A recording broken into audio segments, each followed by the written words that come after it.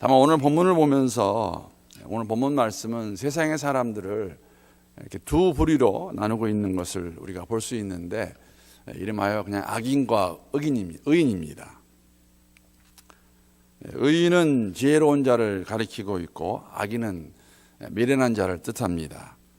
잠언에서 계속 반복해서 말씀하고 있는 것 같이 의인은 지혜로운 자, 하나님을 경외하는 자를 가리키며 악인은 그렇지 아니한 자, 하나님을 무시하는 자를 가리켜서 지혜롭지 못한 자, 악인이라고 그렇게 말할 수 있겠습니다. 오늘 본문을 통해서 잠깐 오늘 새벽에 나누기 원하는 것은 의인과 악인의 다른 점입니다. 오늘 본문 말씀을 가지고 세 가지만 함께 나누기 원합니다. 의인과 악인이 어떻게 다른가?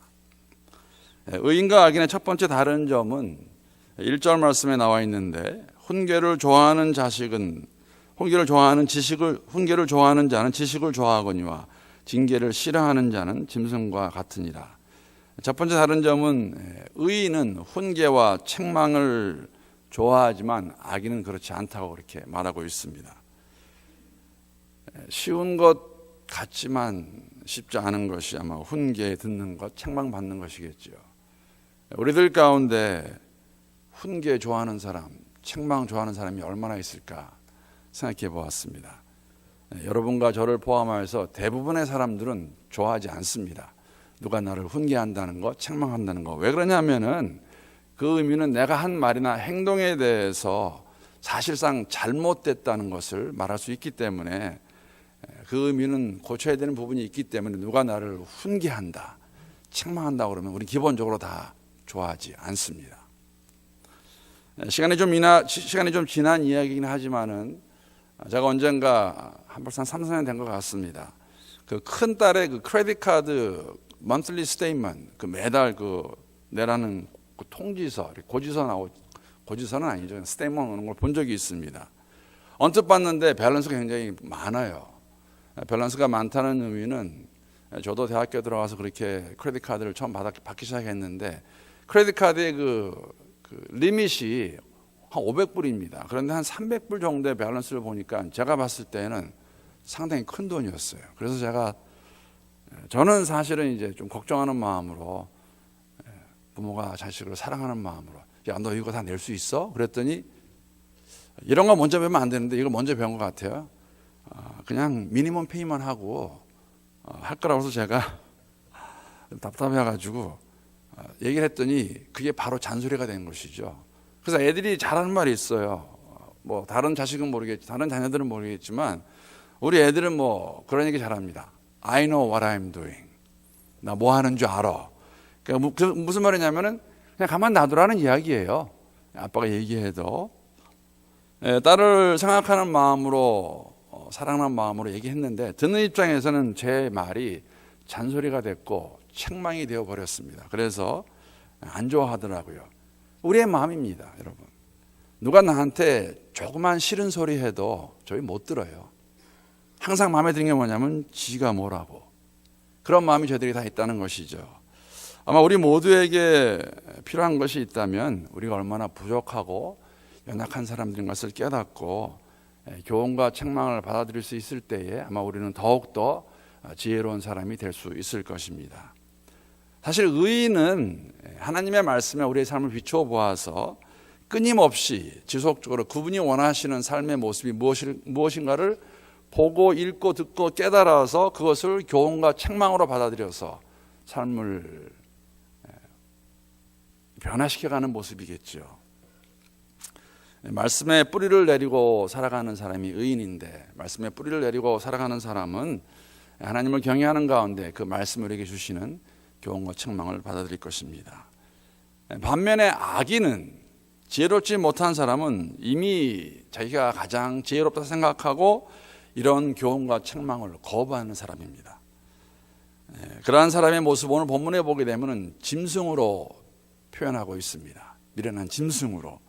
저는 적절한 묘사라고 생각을 했습니다. 왜냐하면 짐승같이, 동물같이 자신이 혼자 잘났다고 자신만을 위해서 사는 모습이 바로 짐승의 모습이기 때문에 잘 표현하고 있다 생각을 해보았습니다.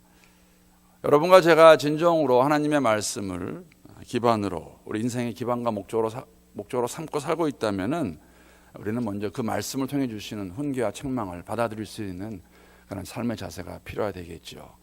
그리고 더 나아가서 제가 개인적으로 믿고 기도하는 것은 허락하신 공동체를 통해 주시는 교훈과 책망도 저희가 받아들일 수 있고 바꿀 수 있어야 될 것입니다. 안 그러면 공동체 함께하는 의미가 많이 없어져요. 내가 잘났는데 뭐가 필요하겠습니까? 허락하신 하나님의 공동체 안에서 우리 주시는 그 교훈과 책망도 받아들이고 경청할 수 있고 순종할 수 있으면 좋겠습니다. 두 번째로 다른 점은 의인의 생각은 정직하지만 악인의 생각은 속임수라는 것입니다. 5절 말씀 같이 한 목소리 읽어보겠습니다. 5절 말씀입니다. 시작. 의인의 생각은 정직하여도 악인의 도모는 속임이니라.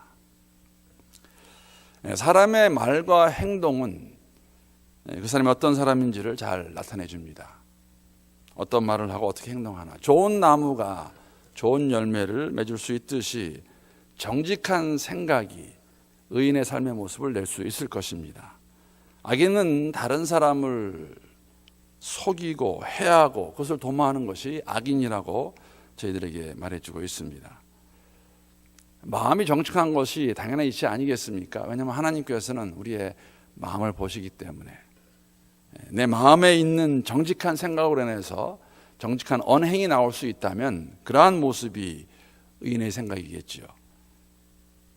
6절을 보게 되면은 그 악인과 의인의 언행을 대조해서 이렇게 설명하고 있습니다. 악인의 말은 사람을 엿보아 피를 흘리자 하는 것이거니와 정직한 자의 입은 사람을 구원하느니라. 의인은 다른 사람을 보호하고 살리는 말을 하는 반면에 악인은 다른 사람을 해하는 말, 상처를 입히고 죽이는 말을 합니다. 여러분, 이 말에 대한 잠언의 말씀은 계속해서 끝까지 이루어집니다.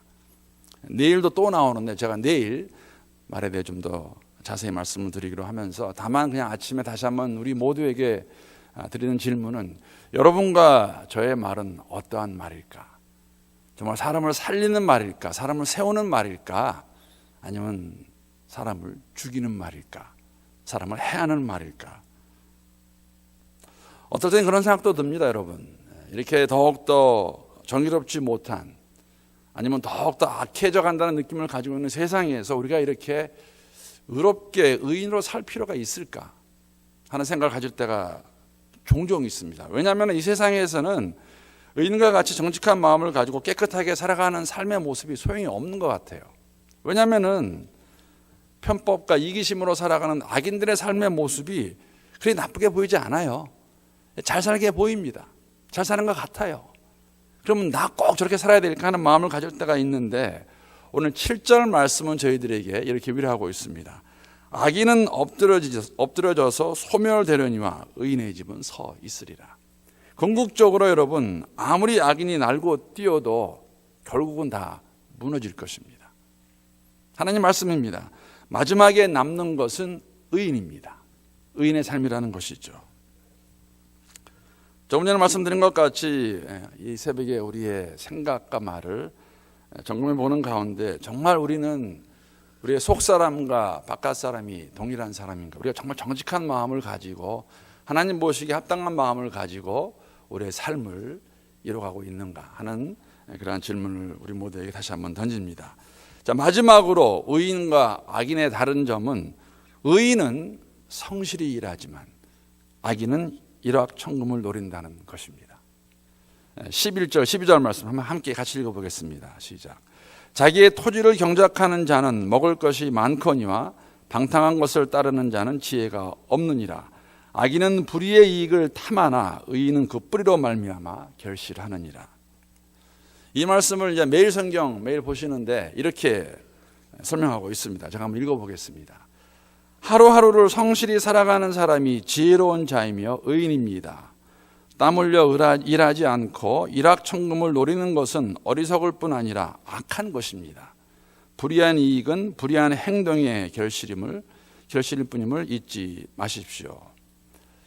다른 사람들이 알아주지 않더라도 어떻게 보면 미련하다 하는 말을 할지라도 우리가 허세 부리지 않고 포장하지 않고 허락하신 환경에서 열심히 살아가는 삶의 모습, 성실하게 의인의 모습입니다.